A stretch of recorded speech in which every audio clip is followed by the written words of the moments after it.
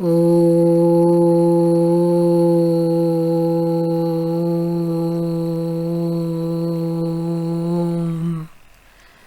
Sairam. Hara Hara Shankara, Jaya Jaya Shankara. Episode 22. Sri Mahaswami, the sage with eyes of light, the diary of a seeker of truth, Dr.Serge Demetrian. Dear devotees, now we shall listen to the second section of part 2 of this divine book under the subtitle The Lotus Pond. Karveti Nagar, end June 1971. The room at the mill.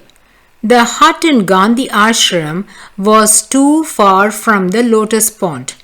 My new friends from Karveti Nagar discovered another place for me, a brick room in a mechanical rice mill. It was some 9 square meters of surface and 3 meters in height. There was one window facing west on the roadside and the door was towards the south. This space seemed ideal in terms of position as it was situated at the end of the alley leading in a straight line towards the hermitage of Sri Mahaswami some 200 meters away. I was in a mood to ignore the local shortcomings, no toilets, and so for water there was a tiny primitive well at the bottom of the garden. But the real annoyance was the immediate vicinity of the machines in the adjacent hall.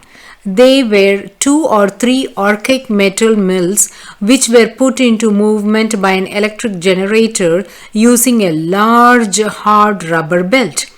The din was beyond what I could bear. It was a continuous cacophony of grating cracks that lasted hours.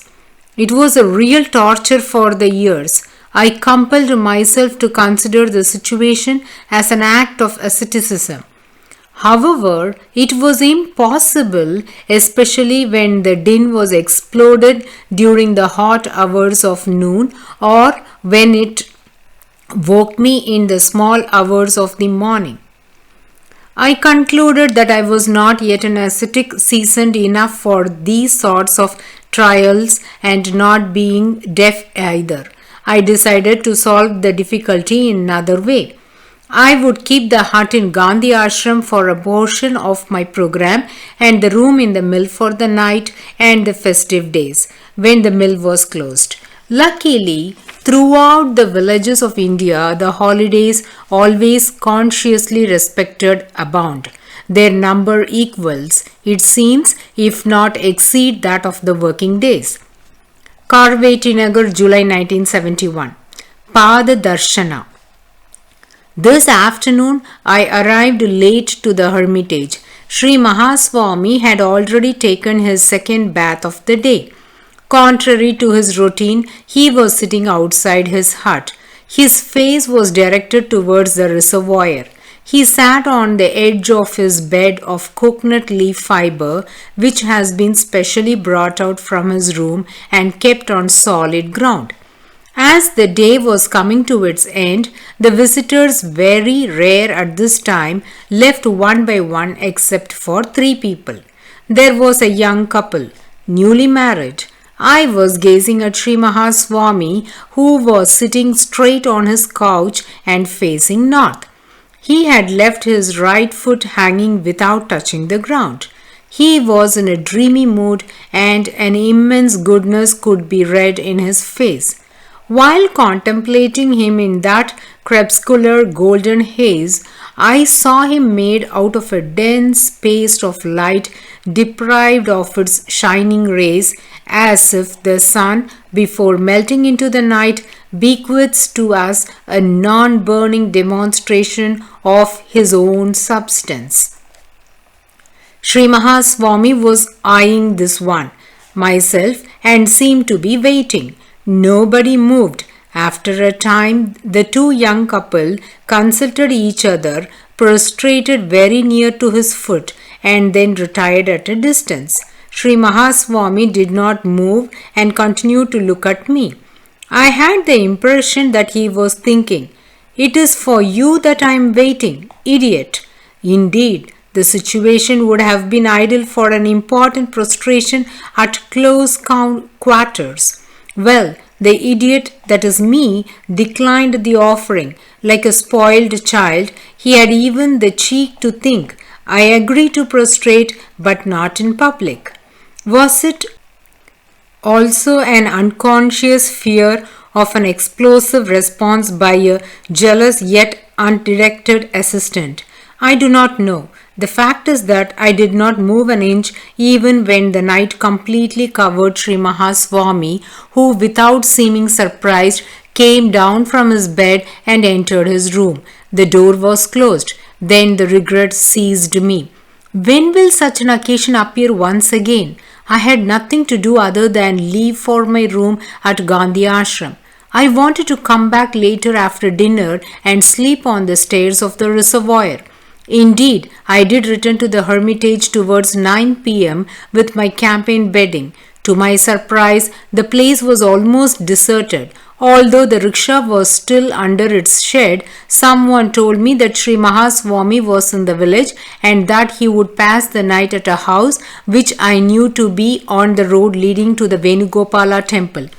I hurried to that house and actually found him already lying down on one of these benches in masonry, painted in brick red, that border on three sides the open verandas of the traditional houses. He was stretched out on the left-hand bench as seen from the street, with his head towards south, that is the roadside. From a distance, under the subdued lightning of the 3/4 full moon, I considered the situation. He is alone in the gallery of that house, but although there was sufficient room on the other benches, I could not envisage passing the night in the same place as him. I asked myself if I would not do better to go back to the mill for the night, when my attention was drawn to the neighboring house on the left. There was another identical veranda with an empty bench on the right side, positioned at the same level as that of Sri Mahaswami, and back to the one Swamiji laid on. I came nearer and saw that nobody was around. Here was a risk that could be taken. As though to encourage me, the moon was covered with a thick cloud. I thought, fortune favors the brave, and then, taking advantage of the dim light, I sneaked into the gallery, spread my bedding on the bench, and lay with my head towards south, that is towards the street side. I was then stretched out in parallel to Swamiji, to his left, separated by both backs of masonry that were forming together a short wall of some 60 centimeters in height and of the same thickness at the base, with the crest being thinner by half and rounded. I thought, now we must try to sleep for a while. To start with, my face was turned towards the back of my bench. Perhaps I had had a short nap. When I felt that I should turn on my back and open the eyes, immediately I observed that something was coming out over the crest of the short wall, and it was hanging just above my chest. Strange, when I first stretched out on the bench, there was nothing there. I forced myself to look, but it was too dark. I waited a while, and at the sudden glow of a moon ray, I was able to clearly distinguish a pair of legs. The feet were turned towards the west, just over my bench. They were the feet of Sri Mahaswami. I would have recognized them among thousands, even in the shadowy light. He had turned on his bench and raised his thighs in such a way that the knees reached the crest of the bench's back, and he had passed his legs over the other side, with the result that his feet were above my chest and consequently my heart. I understood. He wanted to offer to me the darshan I had rejected earlier in the evening at the hermitage. For a long time I remained on my back, not knowing how to act in this unexpected situation. Here I was alone at night with the feet of Sri Mahaswami within touching distance. I thought to myself, I will move slightly and try to come nearer. I slipped off the bench and then knelt on it while repeating holy names and placed my head exactly under his heels. He did not move. I took courage and brought my head higher in front of the soles of his feet, near, so very near. Perhaps my head even touched the feet. An idea crossed my mind to keep the feet of the Guru on my head. If this should happen only once in a lifetime, then more is not necessary. If my skull does not break, it is because he does not wish it. He even permitted me to become bolder. I recalled that in certain cases, the first toe of the Guru should touch the space between the eyebrows of the disciple. Perhaps the moment had now come. I eased up slightly and gently placed this point of my forehead on each of the first toes of Sri Mahaswami. Is there another gesture to accomplish? Well, it is the heart which is left. Is it not said that one should have the feet of the Guru in his heart? I rose sufficiently for my bare chest at the level of the heart to come exactly in front of his feet. Sri Mahaswami had not moved even a single millimeter. There was nothing left to do but ask myself if I had not been dreaming. Lying there on the bench, I calmly considered what had happened. The feet of Sri Mahaswami are indubitably in front and above me. They are as immobile as marble, and when the clouds part, they are bathed by a serene faint light that was flowing down from the moon. Suddenly a doubt struck me as if by lightning. If in the darkness of the night I was mistaken and some assistant has misled me and I became the disciple of an unknown person, I need to clarify this. Despite the heat, cold perspiration froze me. I could hardly breathe. I slipped off the bench and in 2 furtive strides I was on the street, and from there I inspected the neighboring bench at a distance of a half meter.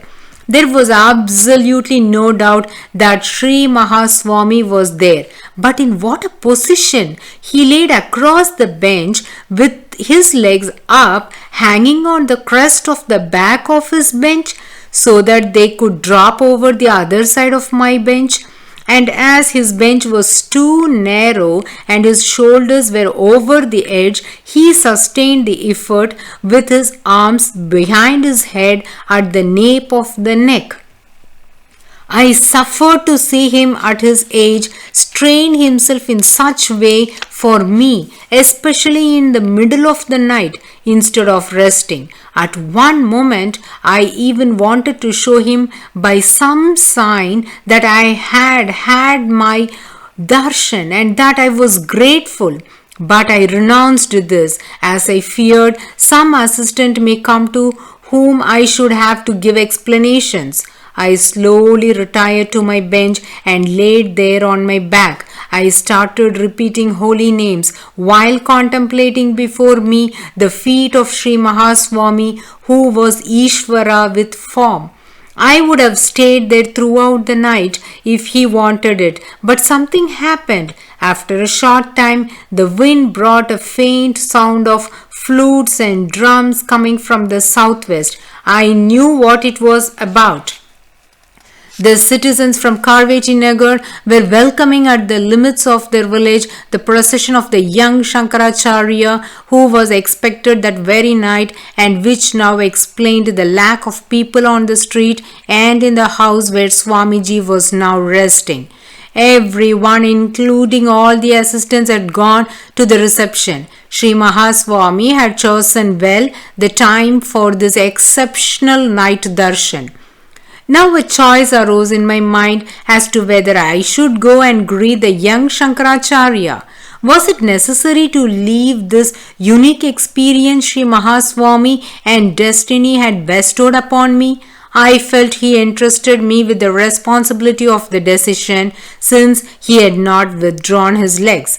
I finally decided to go and see the young Shankaracharya, as he had been so good towards me, and it was he who helped me to stay at Karveti Nagar in the presence of Sri Mahaswami.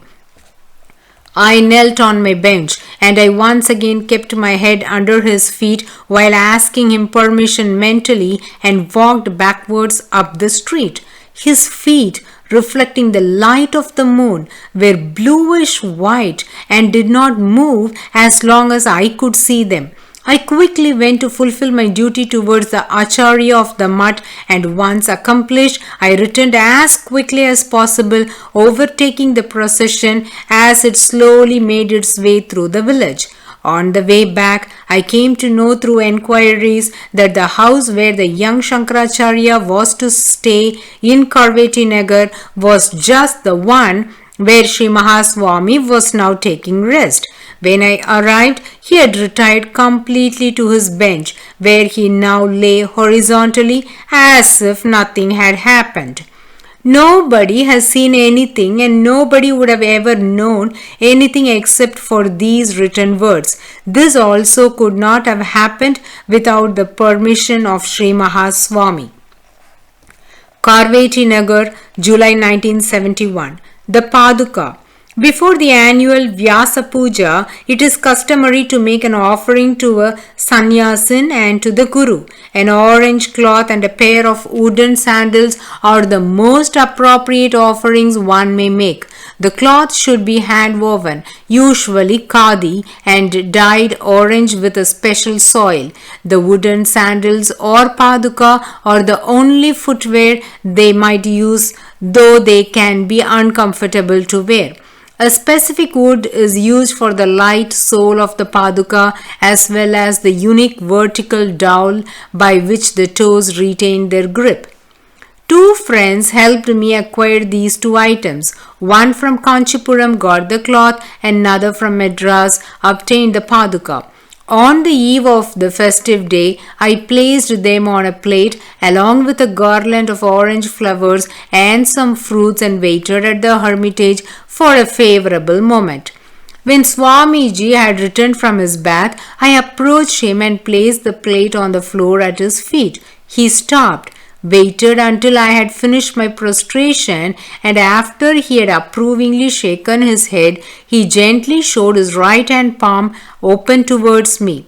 The assistant on duty who was following him was someone who did not approve of me. But as Sri Mahaswami had accepted my offering, he took the plate and carried it inside the hut. As to whether Sri Mahaswami would use the cloth and the paduka that were offered was now of less importance to me, because he had already accepted them. There were several similar offerings, and the question now among certain traditionalists, among the assistants and visitors was, will Swamiji wear the gifts of Demetrian? The next day I went earlier to the hermitage in order to greet Sri Mahaswami before the very long Vyasa Puja on this festive day. I waited for him to appear, when the assistant who was suspicious of me came close. He was excited and acted as if he was stunned. He said, "Sir, this morning, as soon as he woke up, Sri Mahaswami had specially asked for your paduka and immediately wore them."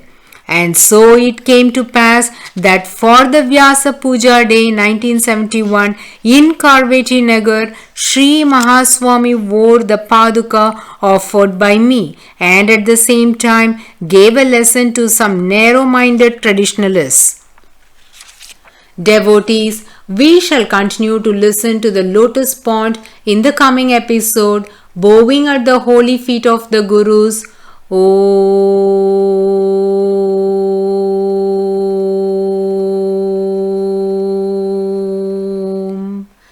Sairam. Hara Hara Shankara, Jaya Jaya Shankara.